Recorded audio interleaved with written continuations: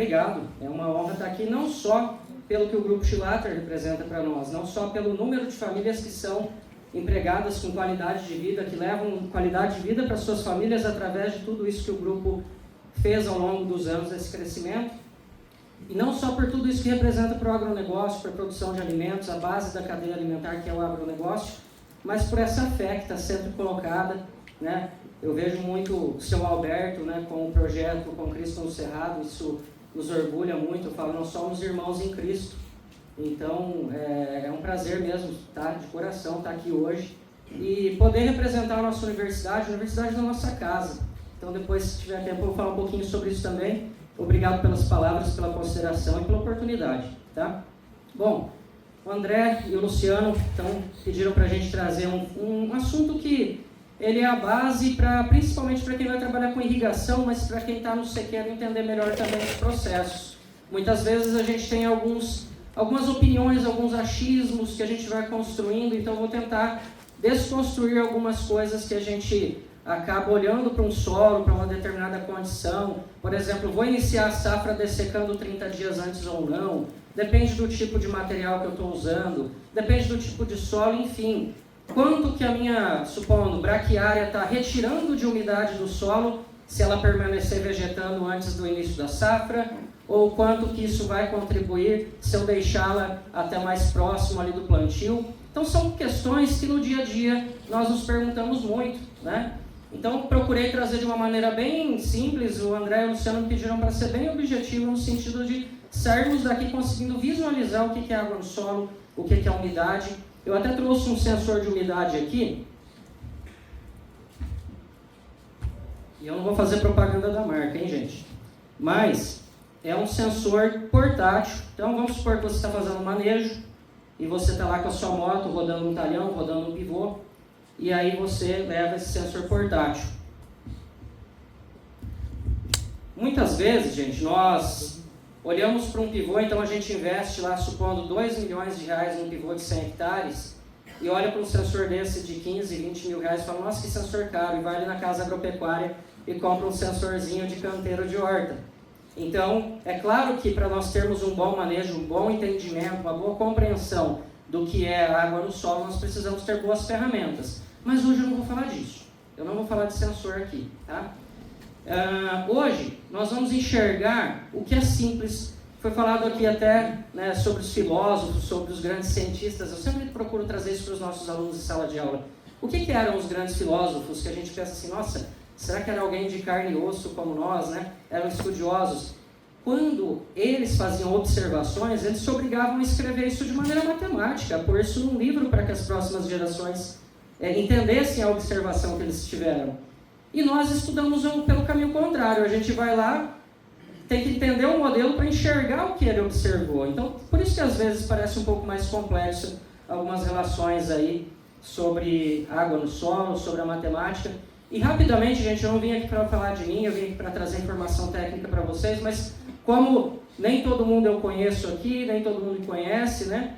Falar um pouquinho rapidamente, então. Eu sou engenheiro agrícola, não sou agrônomo, tá? Então eu estou mais atendendo a parte da engenharia aplicada ao meio rural, desde máquinas a projetos de irrigação, reservatórios, desde a parte legal, ambiental, outorga, enfim, toda essa parte de projeto de engenharia voltada para recursos hídricos, clima, né, relações atmosféricas que são tão debatidas aí.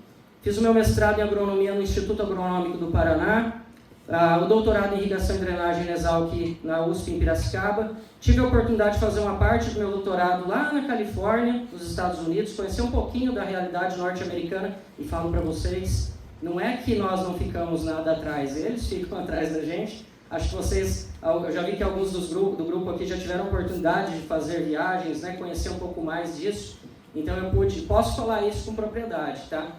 Quando eu tive a oportunidade de fazer um concurso para Chapadão do Sul, eu fui questionar alguns dos meus professores na Exalc se conheciam Chapadão e qual era a orientação. Eu tinha acabado de voltar dos Estados Unidos, tinha quebrado aquela barreira com o inglês, eu que nasci e cresci na roça, tá, gente?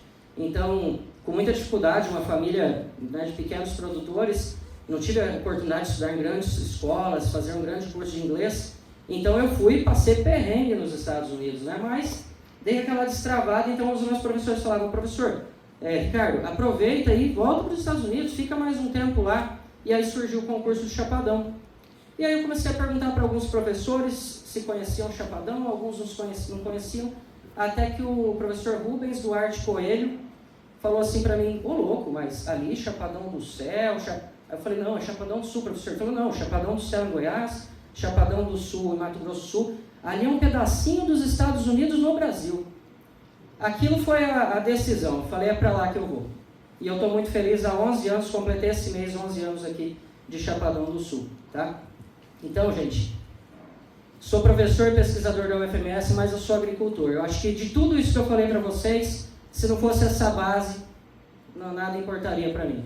Eu venho de uma família de pais, avós, bisavós e tataravós da área da agricultura, tá? Então, acho que muito disso me moldou e é o que eu vou tentar trazer aqui para vocês. Essa foto marca muito minha vida porque foi a última safrinha que eu participei com a minha família quando eu tinha passado no concurso. Eu entrei aqui no meio do ano em Chapadão, então fui lá ajudar a minha família a plantar a última safrinha que eu tive a oportunidade, porque depois veio essa correria, a vida da gente. Então a gente passa uma semana, quando muito, com a família, sempre muito corrido. E foi a safrinha de 2014, quando eu vim para Chapadão, um solo arenoso. Quem acha que... Eu sou de Cândido Mota, tá? A região do sul de São Paulo, divisa com o Paraná, onde chamou de Norte Pioneiro do Paraná, a antiga região das terras roxas estruturadas, que é o que diziam, a antiga região do café. Mas também tem mancha de solo, nós também temos que conviver com essas dificuldades que eu vou falar aqui para vocês. E essa imagem me marca muito porque meu tio, brincalhão, me falou assim, agora virou professor, não vai mais querer vestir botina, não vai querer mais pôr o pé na terra, né? E aí, então, é o que a gente faz aqui em Chapadão. Alguns projetos em parceria com fazendas, aqui é uma região ali em Paraíso, ali em cima, talvez conhecido de vocês, Kesley Rodrigues, o Gabriel Loef, que nessa oportunidade era o trabalho de conclusão de curso dele, que nós estávamos fazendo, foi um dos meus primeiros orientados. E aqui agora, mais recente, nós tivemos a oportunidade de passar uma semana no plantio com a família. O que eu fiz? Procurei levar lá para Cândido Mota, que não tem essa característica que Chapadão do Sul tem, que é fazer pesquisa. O meu pai até hoje, ele compra a semente que o vendedor vai lá e fala para ele, essa é boa, hein, seu Gilberto, essa aqui esse ano vai estourar de produtividade. Ele nunca testou, ele nunca viu um resultado. Chapadão tem uma riqueza de empresas de pesquisa, desde as universidades, as fundações, né? Mas essa não é a realidade do Brasil, não. São poucas as regiões que têm essa riqueza que temos aqui. E aí está lá eu, minha esposa aqui embaixo na foto, meu sobrinho. Isso não tem preço que pague, né? Não tem dinheiro que pague. Mas o que eu queria mostrar para vocês, aproveitando que eu sei que é um grupo muito religioso, está ali a capela que quando a minha tataravó veio para o Brasil, ela falou, nós vamos, está derrubando o mato, está fundando uma comunidade aqui, mas não existe comunidade sem igreja. Sem igreja. Então, está lá até hoje, foi onde eu e minha esposa nos casamos, foi onde nós batizamos nossa filha. Então, essa é a base, né, gente? E o que a gente tem procurado fazer aqui em Chapadão? Algumas imagens aí dos nossos alunos, algumas imagens pisando na terra, porque eu acho que isso é muito importante, fazer a pesquisa aplicada. Toda pesquisa é importante, mas nós temos feito esse trabalho porque quando você chega num grupo, hoje nós somos em cerca de 40, né, professor Paulo? Cerca de 40 professores, cada um de uma especialidade que está aqui à disposição de vocês. O da fertilidade, o da fisiologia, o da irrigação, dos recursos hídricos, enfim, da tecnologia de sementes. São mais de 40 especialistas, né? E eu queria enxergar o que era o meu diferencial, como que eu poderia contribuir então, né? Então eu procurei trabalhar mais esses alunos na formação, criamos o Centro de Treinamento em Agronegócio, que é para o aluno aprender na prática. Nem todo aluno cresceu dentro de uma família de agricultores tendo a oportunidade de aprender a mexer com a máquina, mexer com o solo propriamente dito, regular uma máquina, né? Então realmente para ele que vai aprender na teoria, por mais que ele tenha algumas aulas práticas, é um pouco mais difícil. Então a gente procura dar essa oportunidade. Gente, e como o André pediu para a gente fazer algo bem simples, bem resumido, o que influencia na CAD, que é a tal da capacidade de água disponível no solo? Vou começar da seguinte maneira. Nós temos aqui um jarro de água, onde concordam que se eu encher ele com 1 litro, um jarro ali de 1000 ml, ou seja, 1 litro de água, eu tenho 100% de água então, eu tenho 100% de umidade. É isso que é umidade. Se eu espetar esse sensor que eu mostrei para vocês aqui num jarro d'água, ele vai me mostrar 100%. 100% de água. É o volume. Mas nós vamos chegar onde? Nós queremos essa água no solo, né? Eu quero entender dela no solo. Então, concordam que se eu tiver meio jarro d'água é 50% de umidade? Se ela estiver no solo, né? Distribuída dentro de um determinado volume de solo?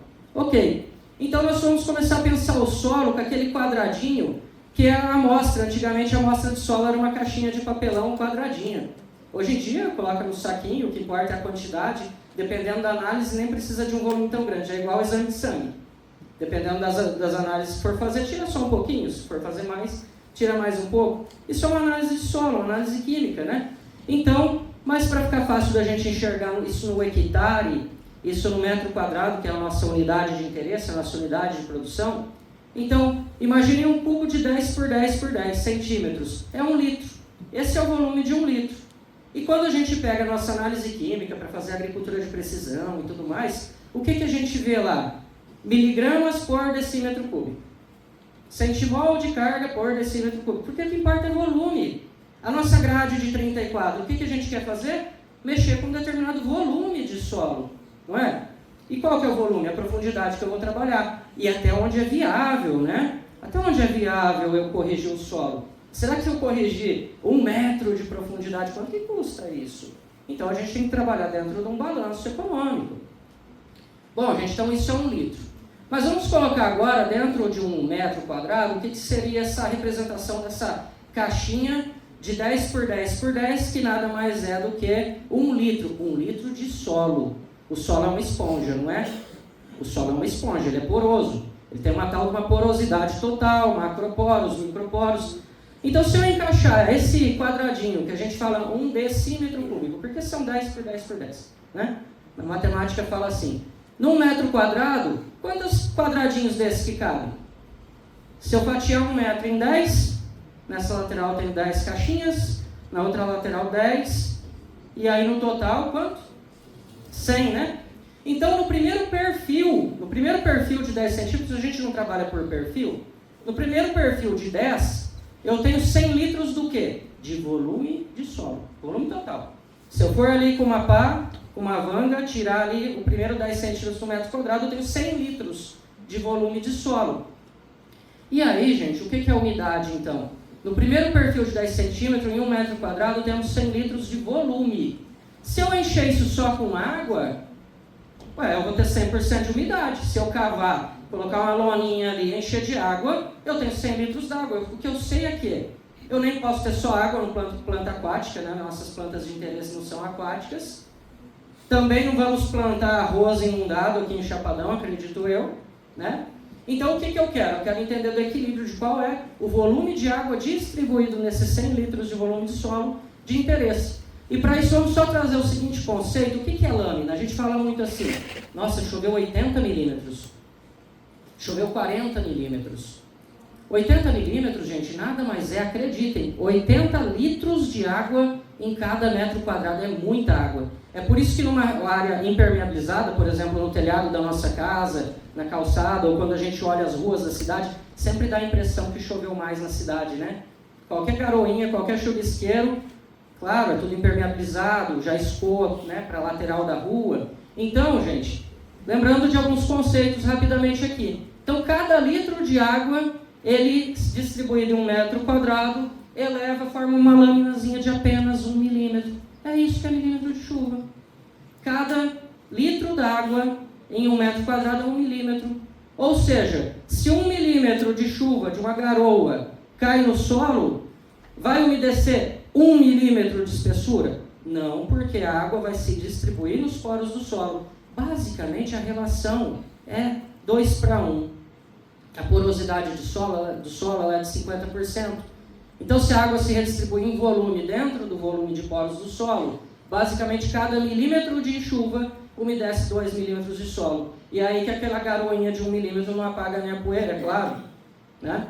Então, lâmina de irrigação ou altura de chuva é a mesma coisa, tá? Então, a única questão é que, por conceito, eu sei que o grupo agora vai começar a trabalhar com irrigação, está se planejando para isso, né? Eu poderia chamar de altura de irrigação. Os americanos falam em polegada de chuva, por exemplo, né? E nós falamos em altura em milímetro. Se fosse polegada, 2,54 centímetros, uma polegada. Então, a única diferença é essa, eles trabalham com outras unidades. Mas, e se eu fosse, então, trabalhar com todo esse perfil cheio d'água, eu teria 100 milímetros. Ou seja, para encher um quadrado de 10 centímetros de profundidade, eu preciso de 100 milímetros. Então, para a gente começar a pensar em milímetros agora, que nada mais é do que 100 litros de água num metro quadrado. Mas eu não tenho só água. Né? Eu não vou criar tilápia ali, eu vou produzir num solo que com uma umidade que é excessiva faz mal para as plantas também. Então, isso aí seria de água. Né? Então, 100% de umidade, se eu tivesse só água, seria 100% de água nesse sistema. Agora, vamos começar a colocar o solo na jogada? Nós sabemos que nós temos solos mais rasos, mais profundos, isso gera vários problemas, inclusive de mecanização, de colheita, enfim, máquina afundando, né? Mas, basicamente, nós temos ali, a nossa área de interesse é a área aerada do solo. Então, nós temos um balanço onde a relação de água e ar, nós temos um total de 50%, tá? Então, acreditem, se eu pego 1 litro de solo, uma caixinha de 1 metro, de 10 centímetros cúbicos, 10 por 10 por 10, e começo a colocar 1 litro d'água ali, se tiver totalmente seco esse solo, eu consigo colocar meio litro de água dentro dele. É isso que é 50% de poros. Os poros não são os espaços vazios? Como que eu meço ele? Enchendo eles de água. Então, eu consigo medir a água. O poro eu não consigo entrar ali, ser uma formiguinha com um paquímetro e medir todos os poros e somar. Mas eu consigo enchê-los com água, expulsando o ar do solo. E então, cabe na maioria dos solos, claro que eu tenho solos de um pouquinho mais de 50% de porosidade, outros um pouquinho menos. Mas, no geral, a porosidade total é isso, total. Quando eu faço uma gradagem, uma abertura de área, uma desestruturação do solo, o que acontece? Eu quebro os microporos em macro, mas a porosidade total continua em torno de 50%.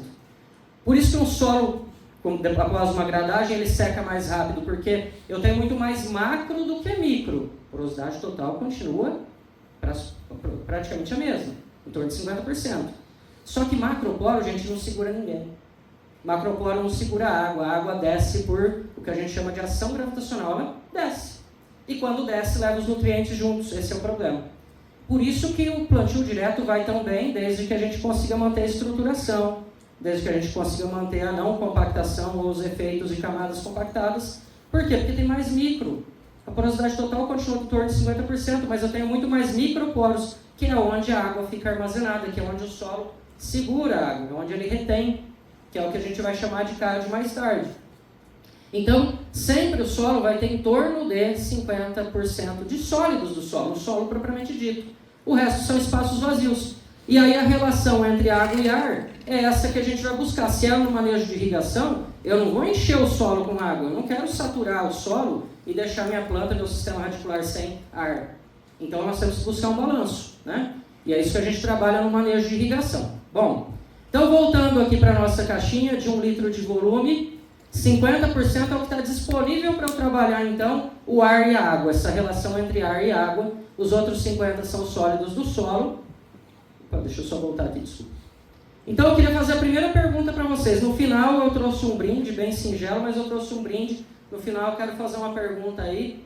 Não vale os nossos colegas aqui, ó, a Beatriz, que está fazendo irrigação agora, ela já teve essa aula, então ela já é especialista no assunto. Não vale, hein? Tá? O Gabriel, que já formou também, cadê o Carlos, que está fazendo mestrado, né? Então não vale vocês não, hein? Mas eu quero depois deixar uma pergunta no final sobre tudo isso que a gente está vendo. Quantos ml de água teremos ao saturarmos esse solo, portanto? Eu tenho 1 metro quadrado, eu tenho 10 centímetros de profundidade. Se eu saturar ele, quanto de água que eu vou ter? Se for, nesse caso, 1 litro de volume, para ficar mais fácil da gente pensar, quantos ml eu vou ter ao saturar, ao colocar o máximo de água? Meio litro, 500 ml. Né? E 1 metro quadrado é quanto? 1 metro quadrado, quanto mesmo? Quantas caixinhas de 1 litro que eu consigo encaixar no solo? 100. Se eu saturar o solo, 50% são poros, 50% eu consigo pôr de água. Quanto? 50 litros. E milímetro de água, de chuva ou de irrigação, não é litro por metro quadrado? 50 litros aplicado em metro quadrado, 50 milímetros. Ou seja, sabe aquela dúvida que a gente começa a safra assim? Quantas chuvas eu preciso esperar para começar? Arrisco plantar no poro? Depende da minha cobertura. Minha cobertura vai liberar umidade? O sistema radicular, ao morrer, ao decompor, depois da desseca, vai liberar umidade? Então, essas perguntas que a gente sempre se faz, né? Então, é isso, gente. Se eu quero elevar o solo à saturação por perfil, 50 litros para saturar. Não precisa saturar. Mas seriam pelo menos 50 milímetros para saturar a primeira camada. E ainda tem a questão de profundidade de plantio, né? Para que eu quero saturar todo um perfil logo no início da safra? Também não precisa, quando a gente tem o controle da água, a irrigação. É claro que eu vou começar com lâminas baixas. Eu vou só colocar o que eu preciso para a semente embeber, germinar e emergir. E aí eu vou fazendo essa manutenção, começando com lâminas baixas, né? Então, só relembrando o que a gente fez, 1 metro quadrado, então tem 100 litros em cada perfil. Então, não se esqueçam, a gente está falando por perfil. E o solo, então, mais a porosidade total. A umidade de 50% equivale a quantos litros por metro quadrado? Então, vocês acabaram de responder 50 litros por metro quadrado, né? Então, relembrando de onde a gente saiu, por que 50 litros por metro quadrado equivalem a 50 milímetros? Porque cada litro distribuído no metro quadrado equivale a 1 milímetro. Forma uma laminazinha de altura. Então, isso equivale a 50% de umidade. Se eu espetar esse sensor agora num solo que está saturado, começou a chuvarada de chapadão, chuvas calmas, sem escoamento superficial, toda a água está infiltrando, saturou o solo. Se eu espetar esse sensor, ele vai falar para mim 50% de umidade. Certo? É isso que esse carinha aqui fala para nós. Mas eu não quero que vocês enxerguem o número que aparece no visor dele, ou no aplicativo de um celular, ou na tela do computador. Eu quero que vocês entendam a base da agronomia, que é quanto de água que eu tenho no solo. É isso. A gente precisa olhar pela contramão. A gente está tão acostumado com tecnologia que às vezes a gente acostuma muito a ver o número e esquece de enxergar o que o número de fato representa. Certo? Bom, então é isso que eu espero, né, tá conseguindo trazer para vocês. A gente já está quase finalizando. Falar um pouquinho sobre profundidade efetiva, então.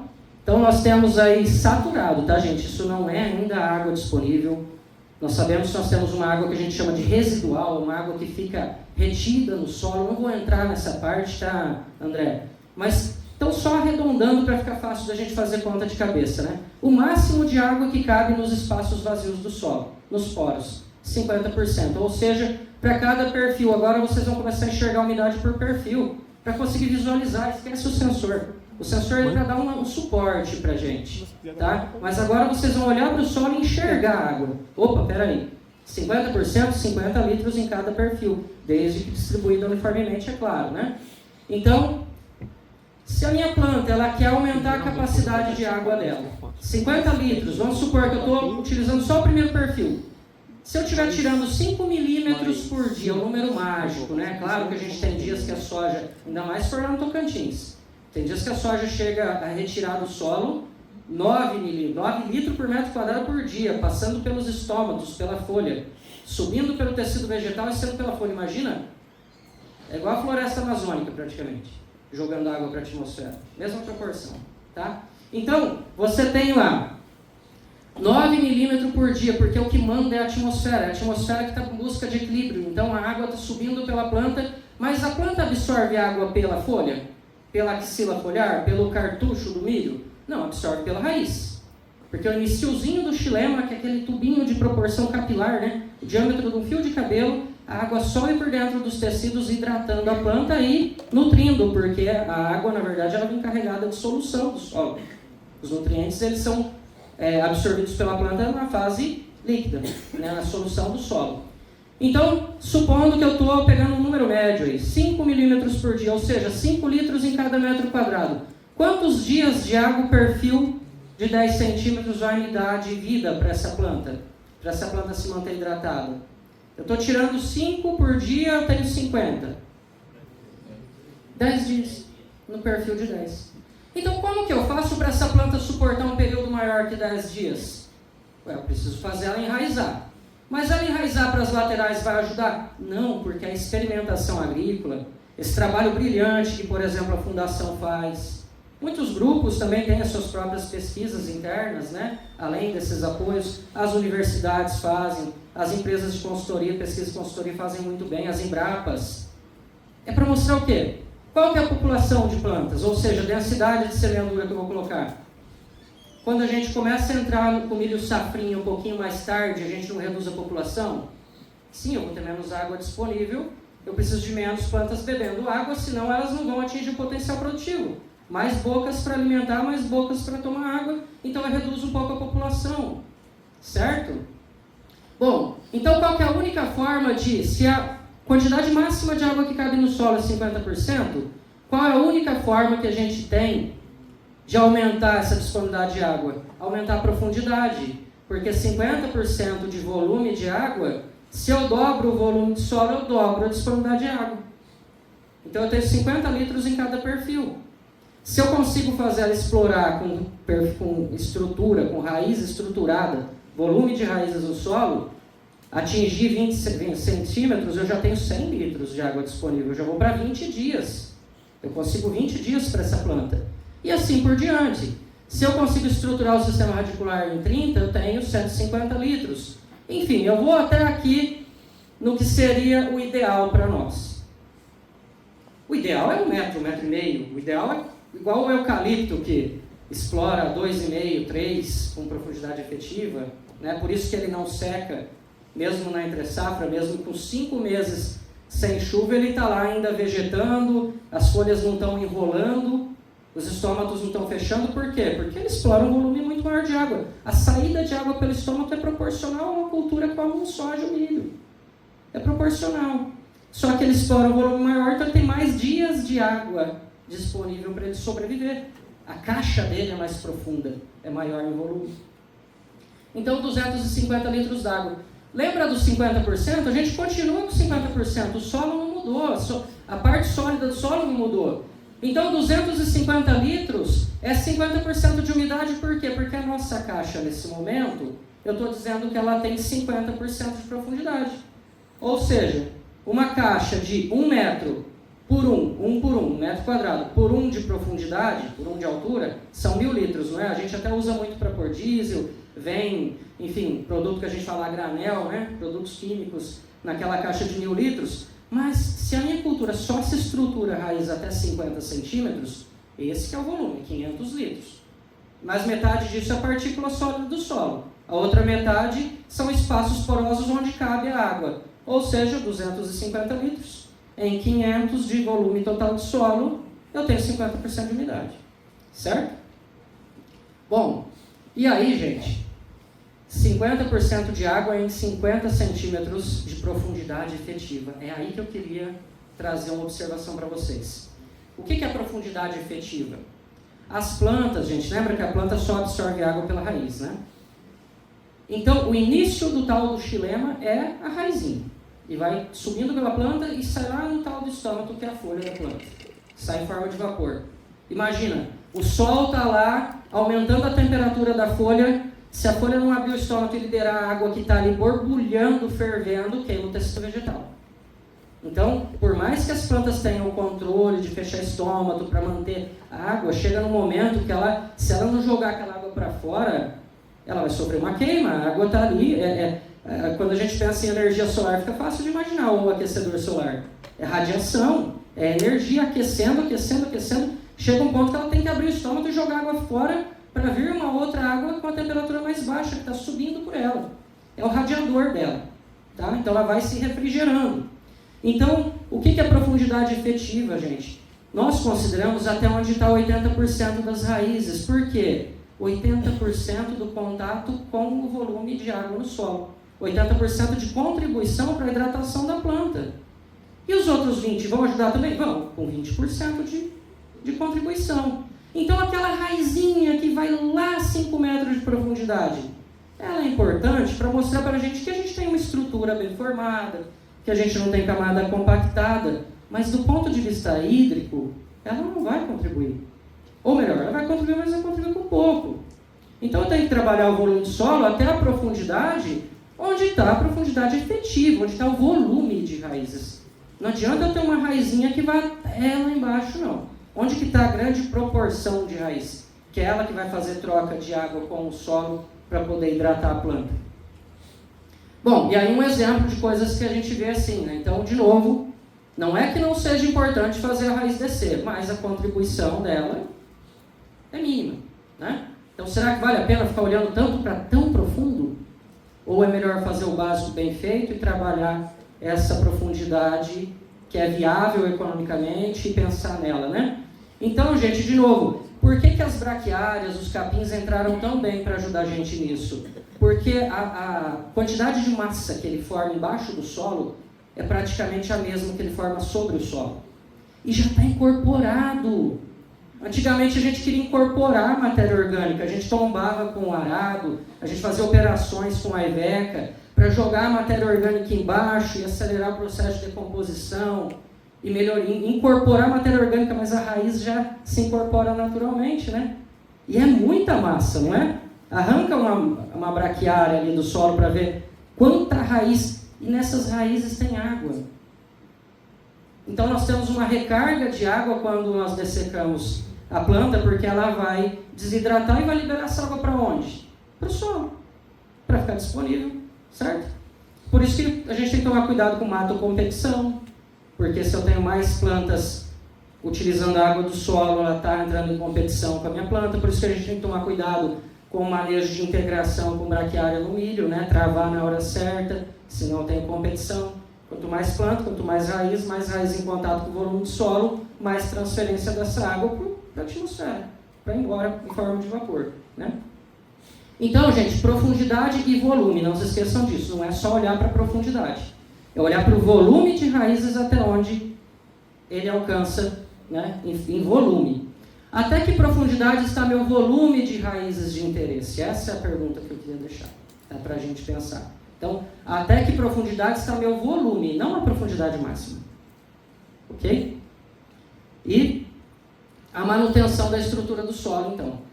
Nós sabemos que essa cabeleira que o sistema radicular dos capins forma como se fosse uma esponja, diminui a compactação. Eu passo com um maquinário pesado em cima, mesmo o solo estando com uma certa umidade, eu reduzo a compactação porque faz um efeito esponja.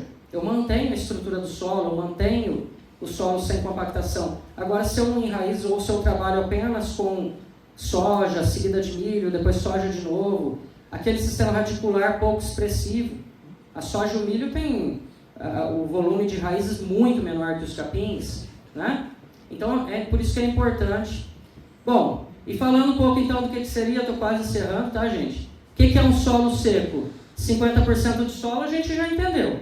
São 50% de partículas sólidas do solo. E um solo seco eu teria 50% de ar, todos os espaços porosos com ar. Ar é importante para a planta? É, mas eu tenho que ter água também. Bom, então vamos lá. E o que é saturado? Os mesmos 50% de solo, porém os outros 50% com água. Isso é bom? Só se eu for plantar arroz inundado, por causa do aerênquima, né? Então, também não é nosso foco aqui. Então, o que seria o ideal? Né? A capacidade de campo do solo, por exemplo.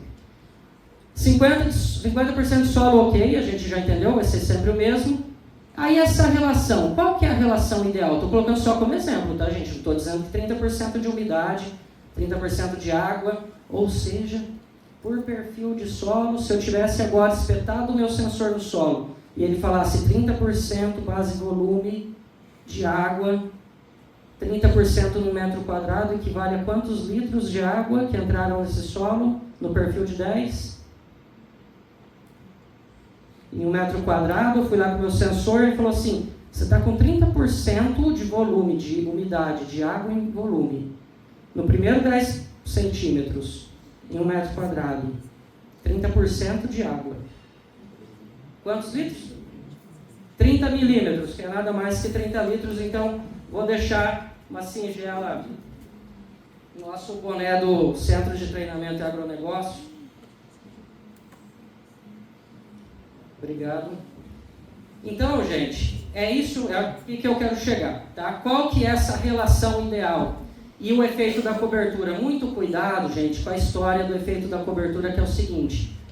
Colchão de palha é um negócio que até me dá arrepio de ouvir pelo seguinte, ele engana um pouco a gente.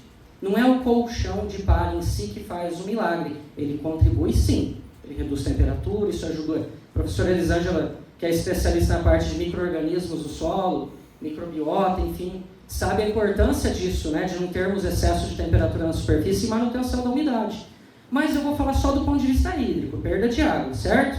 Então, quando eu tenho o solo saturado, gente, ele evapora na proporção 1:1. Tudo que a radiação solar está ali chegando, a energia do sol está chegando, está evaporando como se fosse uma bacia d'água.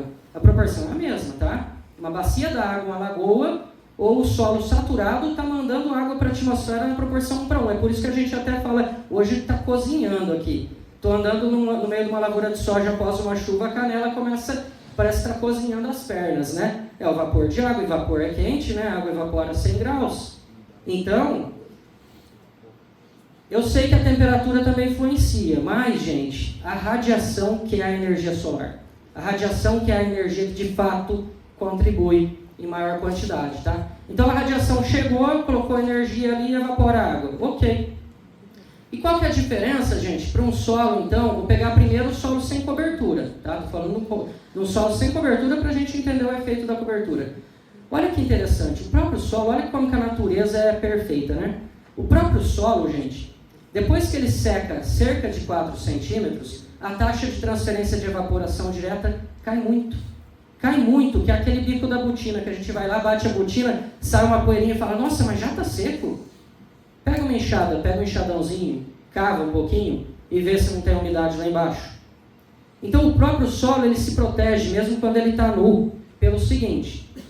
Por que a evaporação cai muito depois que seca os 4 centímetros e não é à toa que essa é a profundidade recomendada para plantio na maior parte dos casos? Tá? Essa transição do solo. Porque eu preciso de muito mais radiação para fazer a água sair do solo agora. Sabe por quê? A radiação vai chegar na superfície e ela vai encontrar água? Não. Já secou a superfície, aquela camadinha. Então agora a radiação precisa aquecer o solo, aquecer o volume de poros que agora estão com ar, porque a superfície não tem mais água, secou. E aí, através do aquecimento, evaporar essa água que está mais embaixo, e essa água, para sair em forma de vapor, ela ainda tem que subir, passando pelas partículas sólidas do solo. Então, a evaporação direta da água, depois que seca a camadinha de 4 centímetros, ela cai e cai muito. Ok? Então, qual que é o grande efeito da cobertura em si?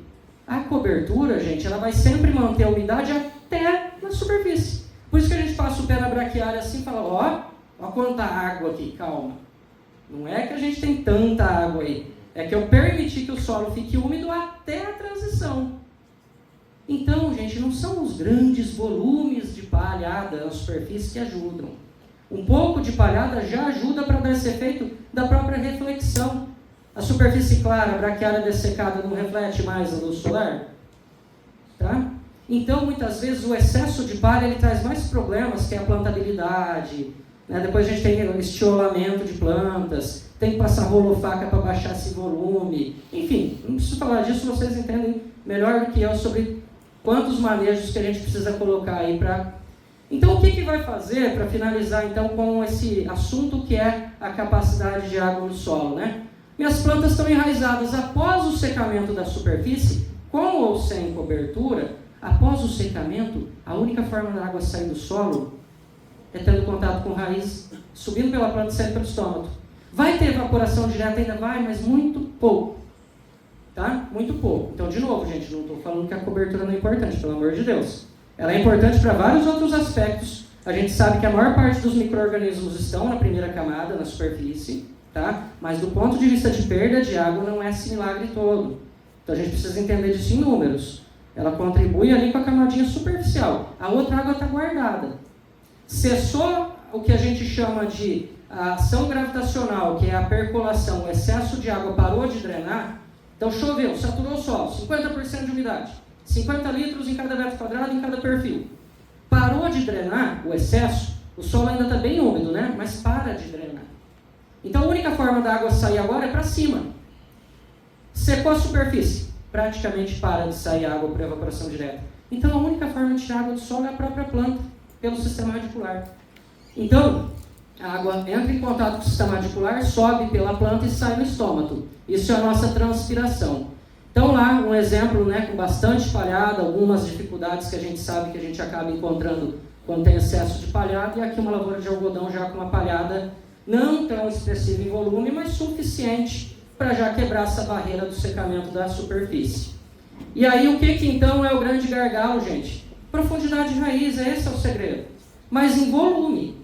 Fazer a raiz, então não tem impedimento físico, não tem impedimento químico, ok? E até uma profundidade que seja viável economicamente. Porque corrigir 1 metro, 1,5 metro de solo não é viável. Não paga a conta, né? Afinal, não é por volume? Tudo não é volume? Volume de solo que eu corrijo, né? Eu costumo brincar com os alunos que é temperar o solo, não é isso que a gente faz. A gente tempera o solo com produtos químicos ali para dar um equilíbrio químico.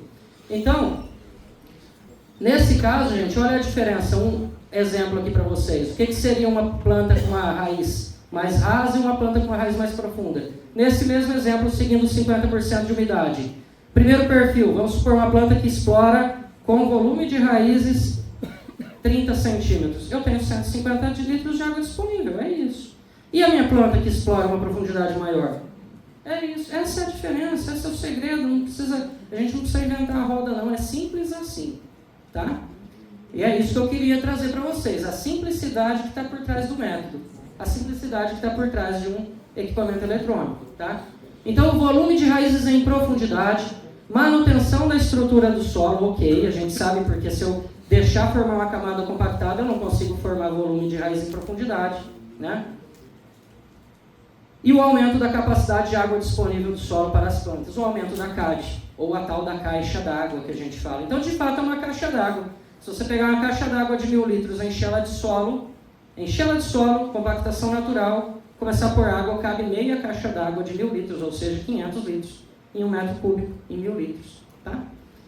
E aí, só mostrar rapidamente aqui para vocês, isso tudo que eu estou falando é de cabeça, eu li num livro, é só teoria? Não, a gente faz isso todos os anos. Então, o André e o Luciano tiveram a oportunidade de estar lá com a gente, conhecendo esse experimento de perto. É claro que dentro da universidade a gente aproveita para elevar o nível da pesquisa muitas vezes para situações que vão um pouco além, até pelas publicações internacionais. O professor Paulo, que está aqui, fez 2 mandatos na pós-graduação, conseguiu trazer o doutorado para Chapadão do Sul, gente. Tá? Então ele fez um belo trabalho frente à pós-graduação. É um dos pesquisadores em nível mundial que mais publica. E tudo por quê? Nesses experimentos que a gente sabe a importância da aplicação prática, nós também trazemos toda a parte de alta tecnologia, identificação de cultivar por imagem de satélite, carbono, quanto que essas diferentes cultivares incorporam de carbono. Então, um assunto que é tão debatido, mas até hoje ainda caminha a passos pequenos no sentido de transformar isso em recurso, né? Então, o professor Paulo trabalha bastante com isso também aí, na parte de mostrar os protocolos que a gente precisa para, de fato, transformar em crédito de carbono. Então, são alguns dos experimentos que a gente tem na Fazenda Campo Escola. Para quem ainda não conhece a Fazenda Campo Escola, as portas estão abertas, tá? Então, fiquem à vontade. É mais uma instituição diante de todas que podem trazer auxílio aí no sentido de ensino, de aprendizado, de treinamento. E gostaria até de cumprimentar, então, né? Estava falando com o Gabriel, com a Beatriz. Eu sei que tem a Maria Luísa também, né, que são nossos alunos, o Carlos, nossos alunos. E o quanto é importante quando um grupo como vocês colocam suas futuras gerações, seus filhos, para estudar em casa. Né? Olha que interessante, a gente tem recebido todos os anos, nós já recebemos o pessoal da Universidade de Pelotas, a Exalc está sempre aqui fazendo a Expedição Cerrado, porque eles não têm isso lá. O que tem em volta da Exalc, que é tão famosa? Cana e indústria. O aluno vem aqui em Chapadão buscar conhecimento, gente. É Chapadão do Sul exportando conhecimento para o resto do Brasil. É por isso que nós viemos para cá, eu estou há 11 anos, o professor Paulo quase isso também, o professor Elisângela um pouquinho mais, uma das pioneiras aí, e é por isso que a gente está tão contente de ser professor aqui. Porque embora a gente está ainda numa região que ainda é um pouco pequena do ponto de vista, talvez, de município, né? Piracicaba é uma cidade grande, enfim. Mas nós não estamos nada atrás, pelo contrário, eles estão vindo aqui buscar conhecimento para levar dentro da sala de aula deles. Tá? Então é isso que eu queria deixar, né? As portas estão abertas na nossa Fazenda Campo Escola. E só para encerrar, apresentar um projeto que a gente trouxe mais recentemente, 2020 para cá, que é o Instituto Inovagre Centro-Oeste, Instituto de Pesquisa e Inovação na Agricultura Irrigada.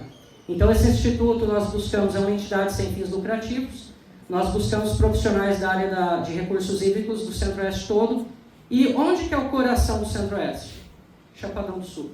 É isso que eu levo quando eu estou no Brasil, em qualquer local ou fora do Brasil, eu levo isso. Chapadão do Sul é o coração do Centro-Oeste, porque nós estamos na tríplice fronteira, né, Goiás, Mato Grosso do Sul, e nós temos com esse grupo rodado o Centro-Oeste, levando o nome do nosso Centro-Oeste nos eventos. O ano passado mesmo fizemos um evento importante em Brasília, tá? E de Chapadão, aqui de Chapadão, levando o nome de Chapadão para o Centro-Oeste, para o Brasil e até para outras regiões do mundo. Queria agradecer também, tá, a todos aqui. Acho que o seu Alberto não está aqui, mas deixa minhas considerações, meu abraço, tá? Então, para vocês todos, né, do grupo, os irmãos. Mas queria citar o Walter, muito antes de colocar o nome dele à disposição para ser prefeito, muito antes talvez de pensar em ser prefeito, olha lá ele dedicando um pouquinho do tempo dele para ir lá conhecer, saber o que a gente faz e entender como que, através do grupo, ou ele como pessoa, poderia nos ajudar, dando atenção para a gente. Não é qualquer pessoa que dedica tempo para dar atenção para a gente. Então, queria agradecer e mostrar que aquilo que foi falado aqui no início, as pessoas têm que ser contundentes com a história, né? Não adianta só falar, não adianta só gogó, conversa, tem que ter uma história que mostra que você é aquilo. Então, agradecer em nome de toda a família Stilater, agradecer o Walter, que hoje está com essa batalha que não é fácil, né? Enfrentar aí um município, enfim. E a gente deseja sucesso, que Deus abençoe ele nessa mais assim empreitada. Então, espero ter contribuído, passei aí um pouquinho, 7 minutos, espero ter trazido algum conhecimento que fica na cabeça agora, que a água é uma coisa simples, entender a água no solo. Tá joia? Muito obrigado pela oportunidade.